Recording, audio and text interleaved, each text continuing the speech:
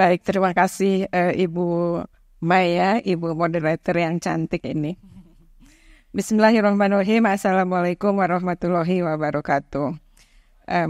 Pertama, saya mengucapkan terima kasih kepada Bapak Rektor yang pada hari ini diwakili oleh Bapak Wayan Dasna, kemudian Ibu dan Bapak Panitia yang sudah mengorganisasi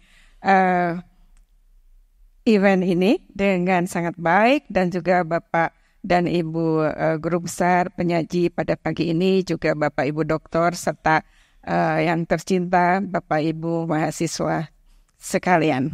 Terima kasih. Baik Bapak Ibu, mungkin pertanyaan pemantik ya. Apakah ketika belajar bahasa Inggris di SMP, Bapak Ibu bisa memberikan kira-kira apa presentase ya yang aktif atau yang mendominasi pembelajaran, yang ngomongnya banyak itu siapa? Apakah mahasiswa, apakah muridnya, atau Bapak Ibu gurunya? Gurunya ya, gurunya yang banyak ngomong ya, banyak menjelaskan, betul tidak? Betul, baik. Nah, bagaimana dengan siswanya? Siswanya diberi kesempatan untuk berbicara tidak? Menirukan saja, oke. Mungkin diberikan porsi ya, tapi porsinya banyak atau sedikit? Sedikit, baiklah. Nah, itu yang akan kita bahas ya.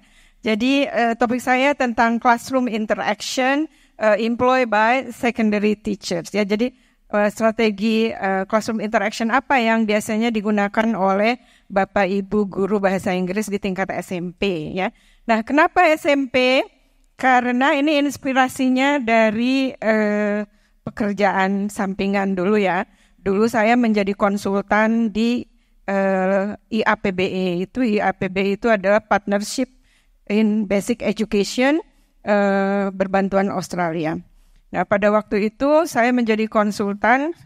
Pekerjaannya Bapak Ibu adalah mentraining Bapak Ibu guru bahasa Inggris, menjadi trainer. Nah, sudah menjadi trainer, nanti Bapak Ibu trainer ini mentraining kembali ya Bapak Ibu guru di sekolah masing-masing ya. Jadi sistemnya cascading.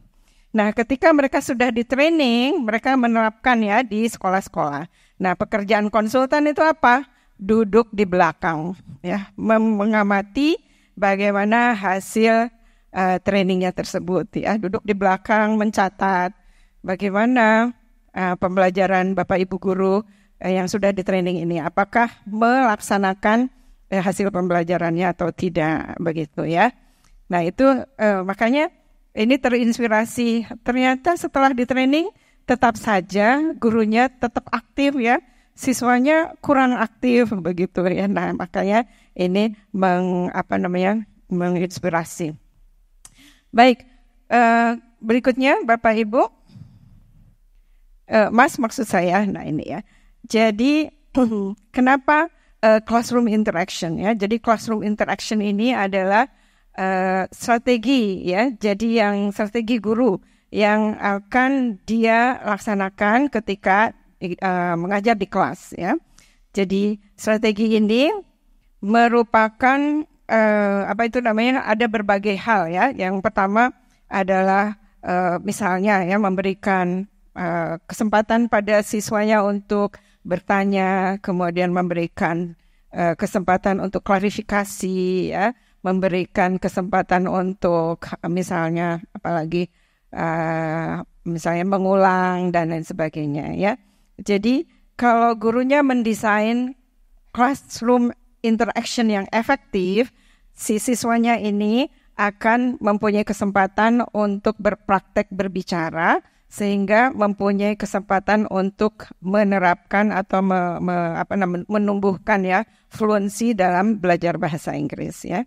Jadi classroom interaction yang efektif, si gurunya tidak mendominasi ya, tetapi bisa memanage dengan baik, dan sehingga nanti siswanya bisa berpraktek ya. Nah, mungkin Bapak Ibu bertanya, apa sih classroom interaction ini? Karena banyak sekali definisi ya. Nah, dalam hal ini, bisa berikutnya Mas. Classroom interaction yang saya maksud adalah ini ya.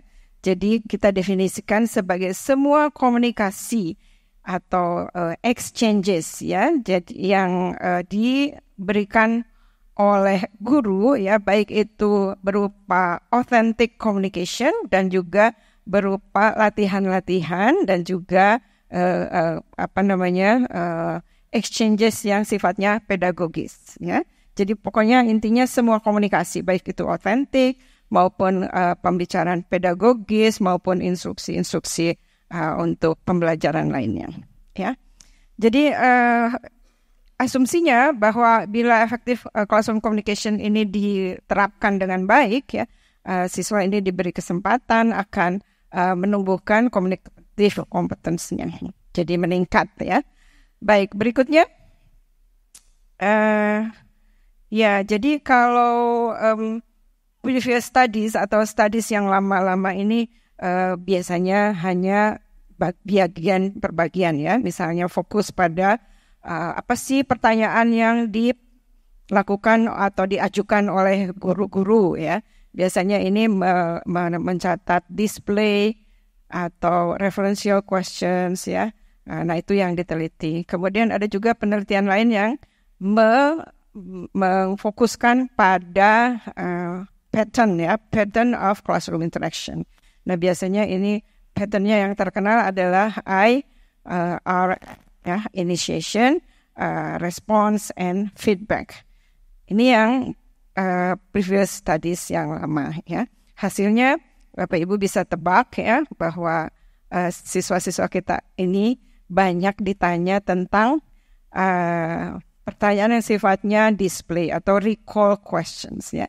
Jadi jangankan untuk bisa critical thinking ya, pertanyaannya saja hanya membahas tentang fakta saja ya.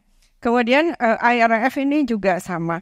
Jadi si guru tidak bisa memberikan pertanyaan atau pola yang sifatnya mengelaborasi jawaban siswa ya. Jadi itu IRF. Misalnya begini, initiation, gurunya bertanya ya, what is the author of this essay misalnya ya.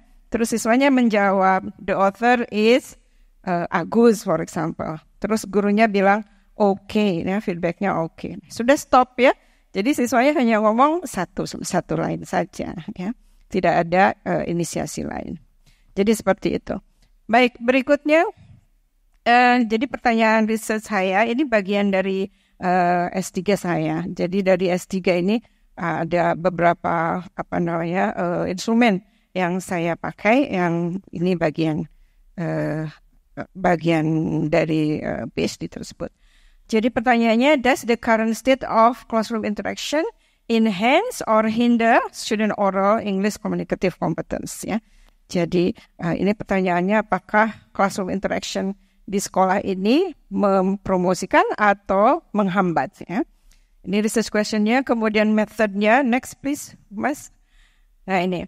Jadi saya belusukan ke sekolah-sekolah ya Bapak Ibu. Sekolahnya ada 18 ya. Kemudian sekolahnya ada yang negeri, ada yang swasta, ada juga yang Islam, ya, ada yang sekolah pemerintah. Jadi 18 guru ini ada yang saya observasi 1 kali, ada yang 2 kali. Nah itu judul-judul topiknya ya, tentang ada yang reading, ada yang pembelajarannya kebanyakan reading ya waktu itu. Jadi reading dan grammar ya.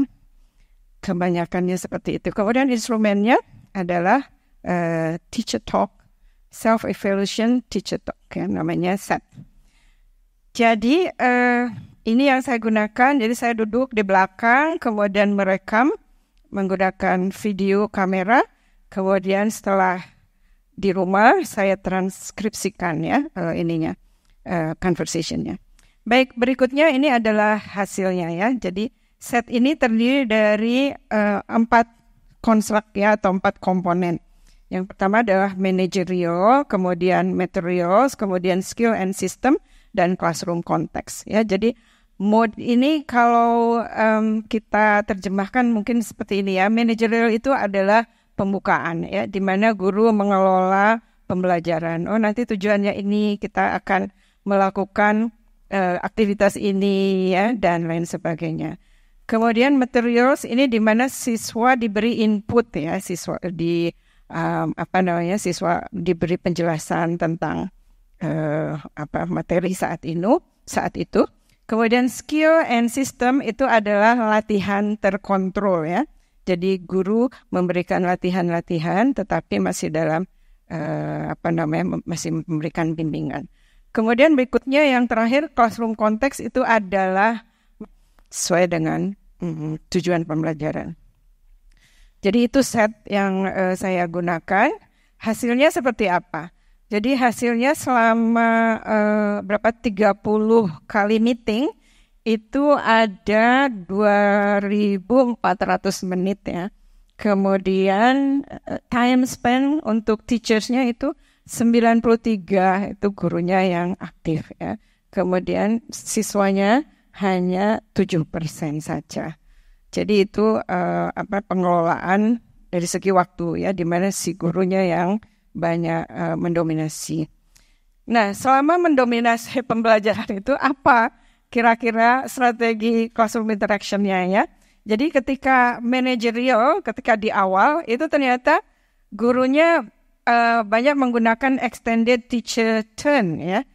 Jadi banyak explanation, kemudian instruction dan lain sebagainya ya. Itu mungkin awal pembelajaran wajar ya seperti itu. Akan tetapi ketika di materials juga sama ya. Jadi Bapak Ibu bisa lihat itu ada 48% ya. Maksud saya 48 kali pattern IRF ya. Jadi seperti itu. Kemudian berapa kali bertanya tentang display question?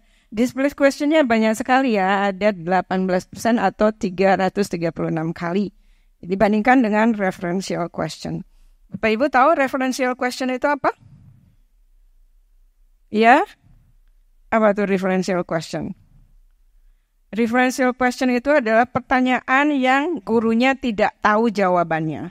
Artinya pertanyaan yang otentik begitu ya. Yang sifatnya lebih kepada real communication ya. Tapi kalau yang display question ya, guru ngapain tanya wong ada di teks itu ya. Jadi seperti pertanyaannya, where did he go last week ya? Kan ada di teks itu, kenapa ditanyakan ya? Jadi hal-hal seperti itu masih terlalu